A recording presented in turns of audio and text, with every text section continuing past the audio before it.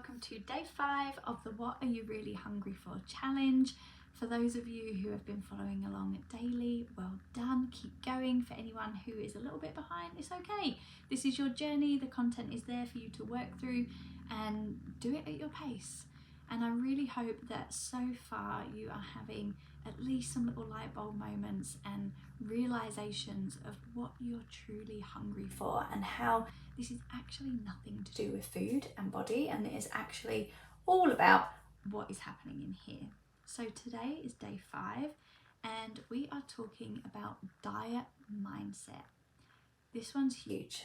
This can be having a really big impact on your current relationship with food, and without you realizing, keeping you in like a sense of restriction and deprivation, which is actually fueling binging. So if binging is a thing for you and you've been on diets in the past, I can pretty much almost guarantee that the diets have led to this mentality, and I'm going to explain a little bit more about how that is. If you're someone that's never been on a diet, this is still worth listening because there might be elements of the diet mentality that you're still bringing, even if you've never been on an official diet. But for me, in my past, because I felt like I needed to change my body, I think I touched on this in one of the other videos, I went on a diet and I actually had no weight to lose at that point. So some of you might be in a similar situation, that you went on a diet because you just wanted to improve your body or get slimmer because you thought that was, would make you happier or be better. Or you may have gone on a diet because you wanted to lose weight. My first diet, as I said, I went on because I was cheated on and I felt like I needed to improve my body. So I went on this diet and I did it for 8 weeks. I was hungry every single day. I was moody every single day. I was just so desperate to eat something different than what this plan was telling me. And it was telling me to eat 1,200 calories a day. And what I would do some days is try and eat less than that because I thought that would help me lose even more weight, and that was a good thing. So I followed this plan for 8 weeks, and it was leading up to a birthday party of mine. And I remember we had this big buffet of food. Me and my friend were having like a joint birthday, and we had a big birthday cake, had a chocolate fountain, we had all this stuff. And I remember I didn't touch a thing at the birthday because my focus had been do the diet, lose the weight, feel good, look slim, look great in the dress that I was going to wear. And so we had the party. I didn't eat anything at the party, but when I got home that night, all the leftover food and all the cake came back to my house. And I remember going to bed and I snuck downstairs in the middle of the night and I plated up this plate of food that was bigger than I needed, bigger than I've probably ever eaten of that type of food. The cake, the donuts, the chocolate, everything. And I sat in my room, and because I had been so deprived for the 8 weeks before, I ate the whole lot to the point that I just felt physically sick. But what happened in that moment was I made the connection that that food that I got to eat that I've been told that I couldn't have for so long, it felt like this sense of relief and comfort and I can relax and I can have what I want. And then what came after that was this sense of massive sense of guilt and shame. Why did I do that? Now I've ruined everything I've just done on my diet. And then I started beating myself up, and then it was like, right, that's it, I'm going on hunger strike. And this right here, coupled with all the emotion I was carrying and hadn't resolved, that sat there for the next few years, and this mindset that was created of I need to eat 1,200 calories or less per day, or I will be fat, or I will gain weight, just set me up for the worst relationship with food. And this just spiraled out of control. The more I tried to lose weight by sticking to even more strict diets, the more weight I would gain, the more I binged. And I'm just in this never-ending cycle. And I knew that deep down, no matter how much I was dieting and exercising, because I was still binging, I was never going to resolve the weight issue, right? And I would beat myself up every day. I weighed myself every day. I counted calories every day. I thought of food as good and bad. I could tell you the calorie content of every food at that point in time. I knew what my treats were and what my cheats were and what I could and couldn't have. And if I ate something that took me just over that calorie allowance, that was it. I would beat myself up, put myself down. This right here, guys, if you are in any way, shape or form following diets, restrictive ones that are fad diets, lose 10 kilos in a week.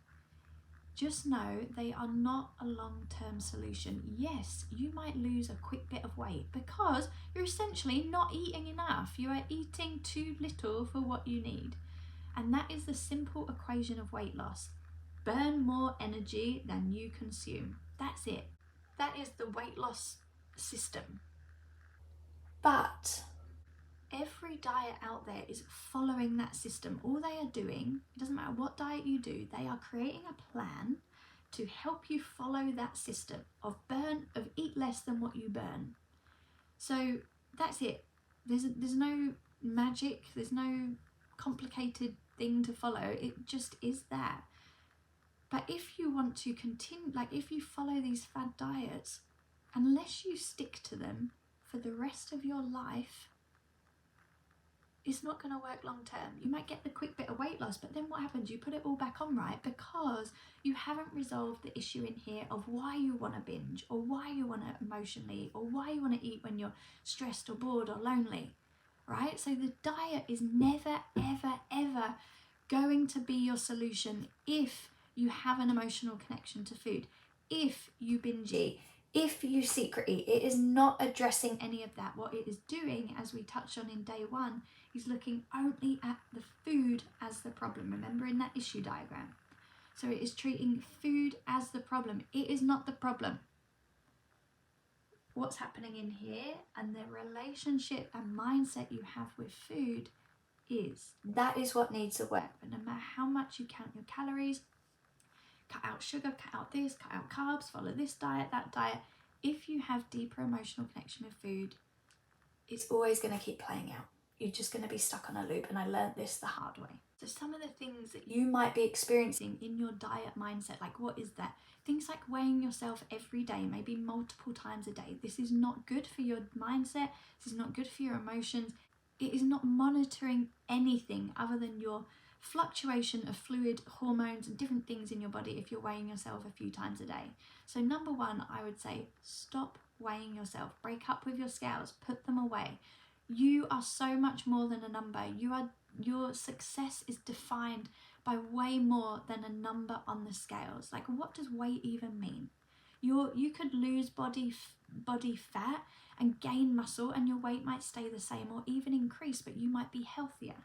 And I know it's hard to hear, but I can guarantee, unless you change how you feel on the inside, even if you get to your weight loss goal, whatever that is, you will not feel any different. The second thing you might be thinking is of food in numbers, counting calories, how much sugar and fat in this. I mean, there's some parts of that are good to monitor that we're going to touch in the physical element later. But in terms of counting calories and paying attention, like everything becomes about numbers, right? You're not connected to the food and what you want and what your body needs for nourishment. You're just focused on this fits into my allowance or not.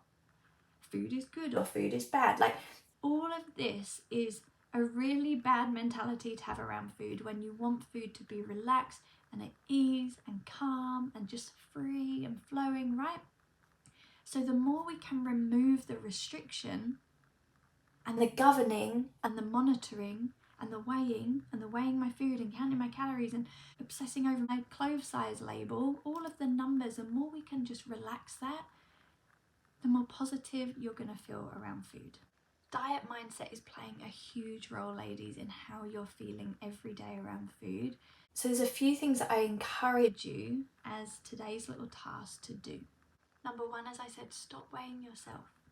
Maybe if you want to do it once a month or something, but it is not serving you, it is not helping you, and it's probably not making you feel good. Pay attention to how you feel when you step on the scales. Are you feeling like, oh my God, what is this number going to be? And then that determines how you feel all day. Or are you like, are you happy about it? Like, or neutral? If you're neutral, fine, but I've very rarely met anyone that's neutral to what they're going to weigh. Number two, stop thinking of food as good and bad, and instead come away from that and just thinking, what do I want? What does my body want and need? Go by the 80-20 rule. 80% nourish my body, 20% nourish my soul. It's okay to have a bit of something that you enjoy, right?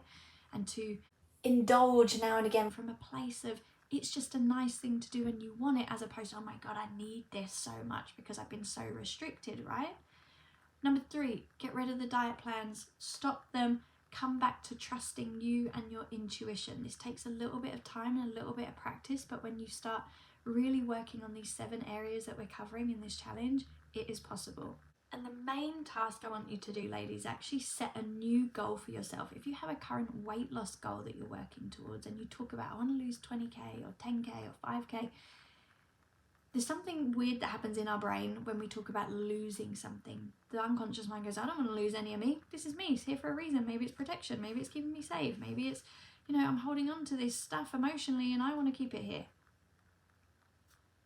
So it's really beneficial to have a goal that is going to be more like, it could be getting back in a dress that you want to wear, or it could be that you're getting out of bed in the morning and feeling energized, that you want to be exercising a few times a week and eating well, and that's more of your marker. I want you to come up with a new goal that is aside from weight loss, aside from anything a diet would tell you to set, that is not involved in tracking, governing, restricting, because restricting and deprivation lead to binging. That's it. That's exactly what happens. So we want to move away from that, come back to trusting you know what's good for your body and what you want to eat, and finding a goal that is in alignment with that. I would love you to post your goal in the Facebook group, in the comment section, and let me know what the new goal is, ladies. Sorry this video has been a tiny bit longer today, but I think there's some important points in here that are good to cover, and I will see you tomorrow for day 6 of the challenge.